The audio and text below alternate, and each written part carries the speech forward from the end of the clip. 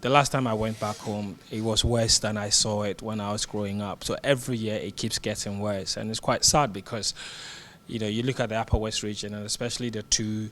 You look at the Sisala areas; they are some of the biggest maize-producing areas in this country. The Upper West region has two border posts. There's one in Hamley going into Burkina Faso. The other one is in Tumu going into Burkina Faso as well. So if for nothing at all, and there's a lot of trading that happens on those roads, mostly from market women in Tichiman going into Burkina Faso and buying goods and bringing them back, and the other way around. So all of these years of all this productivity and contribution to the economic development of this country, the people there feel they deserve so much more than what they currently have.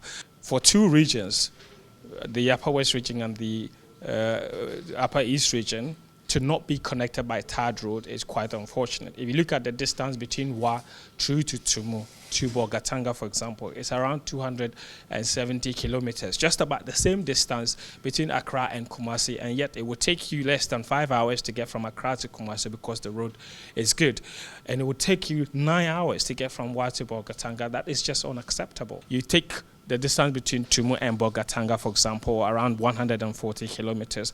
I once used, and this is a personal experience, I once used 6 hours to negotiate a 140-kilometer journey, when on a good day on a tarred road that should take me an hour and a half. So you look at that and you look at how much that is hurting not just productivity but also the transportation of goods from that part of the country to the southern sector, and you realize that the people deserve so much better.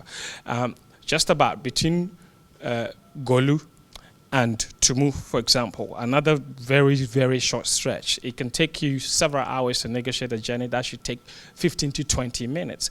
And I have been told reliably, my parents are farmers in Tumu, for example. This year, at the beginning of last year, they were selling one bag of maize for 80 Ghana cedis. Now a bag of maize is going for 250 Ghana cedis. How has that happened? It's happened because mostly transportation is hampered. And so the farmers last year were being forced to sell all of their goods right there. And there's no buffer stock company in Tumu. So all of the goods have to be transported. So what I've been told, what I know, for example, is happening is that most of my parents and the people from my village are transporting their goods onto Burkina Faso, and they're selling it for cheap in that country. And now this year, a lot of market women are coming from Tichiman to go into Burkina Faso to buy the goods and bring them back into the southern sector to sell. And that's why maize prices are now selling at very exorbitant prices. I remember when I was in school, it's impossible for anybody to get up from Tumu and say they're going to Wa, which is a 130-kilometer journey, for an interview in the same clothes. It is not possible. You have to carry extra clothing because the road is so bad. By the time you get to Wa, you don't look like a human being. I have personally witnessed children, school children, traveling from Bogatanga to Canton Senior High School in Tumu for school.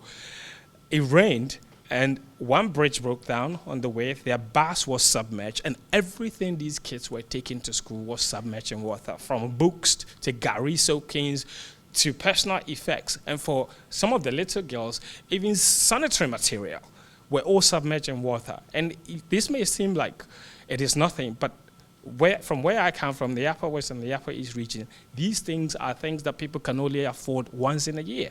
And so once they set their students on their way to school and everything gets destroyed like that, not through any fault of theirs, simply because the road network is bad, these kids will go to school with nothing. There's also the issue of security, because when you're traveling and the roads are really bad, it makes you it makes you an easy target, really, for armed robbers, because the cars can't travel fast, and so it doesn't even take much for them to stop the car. And this is very rampant. Last year, around June last year, a cousin of mine got shot because their car broke down and everybody was completely helpless on the road, and in the end, they got robbed of every single thing that they had. This would not have happened if the car was constantly moving and police patrols were very constant on the road.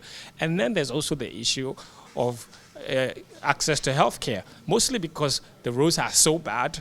There are lots of people that can access health facilities because of the nature of the road, or simply because it takes way too long to transport somebody from one community to a healthcare facility. And this has led to very needless deaths. And most of these stories are very true to home because, and 2 years ago, I lost another cousin simply because they couldn't get him to the hospital early enough. And the only reason they couldn't get there quick enough was because the road wasn't bad. And you have to remember that in the Upper West region, health facilities are not so easily spread across every single community. The health facilities are in major towns, which are very far away from some of these communities. And the only way to access there is through transportation.